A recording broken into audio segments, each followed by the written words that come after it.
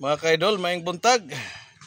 Nako ron ri sa akong amigo nga si Dilio. Del, maniud to ta Del? Oh, pamahaw pa man eh. Ha? Pamahaw pa dai ni? Simpleng tao lang ni akong amigo mga ka-idol. Maadlaw na ani siya diri magduyan-duyan. Diri, mag-relax. Ako pong amigo nga si Dodong magduyan-duyan po siya. So, ani mga senior citizen naman eh. Pila edad ni mo ron Del? 70 sirado. 70 sirado. Nya kini si Dodong murag 75. 75 na po niya itong amigo Dodong, nag-relax daw. Buwang pa na to. Buwang pa si mo ha. So, niudto na akong migo. Buwang man sa kuha na. Lalo. Ambot ang saging ni Dodong, naa pa ba diha? Kay, Tumba na. natuba na kay ato tong kaunon rig alas 3 pa niudto, kanaaw pang merinda. Sa sudan ni model, itlog. Itlog lang. Mga ka-idol, pwede mi diri magluto-luto mi diri saging unsay mong lutoon din daghan pa kay puno din mga ka-idol oh. Yan ani Dres Dilio, pero gabi Dil dito ka magbantay sa surplasan. Lapu-lapo. Sa Lapu-Lapu Street, dapit sa Agdao. Surplasan. Oo. So, Pisahan. nara po ka di sa gawas matulog. Oh, daplin. Daplin. Uy, di ako magulan.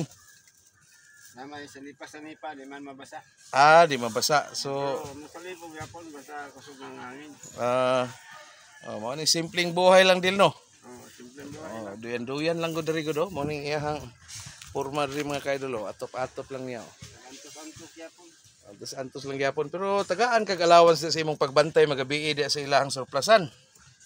Na kay allowance. Sabado kuan. Pagbandig para Sabado. Kada Sabado 500.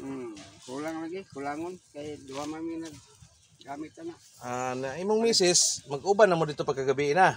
Dito siya sa portira pud mo to. Ako dito sa sulod. Sa porpera siya sa sakyanan? Mm. Uy, dagag lamok. Na may katol. Anay katol. Iya mo kung alihag sinupin. Ali-alihan lang. So, wala di kay balay Dil? Wala na baligya lagi katungod sa akong igsoon nga naipon sa mga. Baligya di imong balay di. So na. Mama ko yung daw kay kamugwangan man. Ang Domingo, magbantay kag mga sakyanan di sa simbahan sa Santa Ana Church. Bantay-bantay. Say kamayra ko bantayan kay naambo to si Yoyong pod. Napog kay mga kaubanan no. Naapod. So, ano lang, simpleng buhay lang niya akong amigo Dres Dilio mga ka-idol. 70 years old.